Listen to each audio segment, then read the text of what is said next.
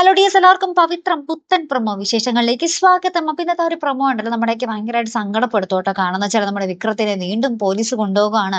അപ്പൊ നമ്മുടെ വേദയ്ക്ക് മനസ്സിലായി അവിടെ നടന്ന കാര്യങ്ങളൊക്കെ നമ്മുടെ വിക്രത്തിന് ഒരു പങ്കുമില്ല, വിക്രത്തിനെ കൊടുക്കാൻ വേണ്ടി ആരൊക്കെയോ കരുതിക്കൂട്ടി ചെയ്തതാണെന്നുള്ള ഒരു കാര്യം മനസ്സിലാകുന്നുണ്ട്.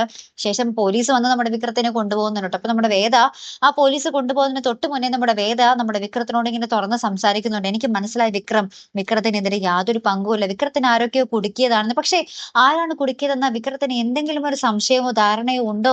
നമ്മുടെ വിക്രത്തിനോട് ചോദിക്കുമ്പോൾ വിക്രം മര്യാദയ്ക്ക് മാന്യമായിട്ട് തന്നെ തിരിച്ച് മറുപടി പറയുന്നുണ്ട് ട്ടോ.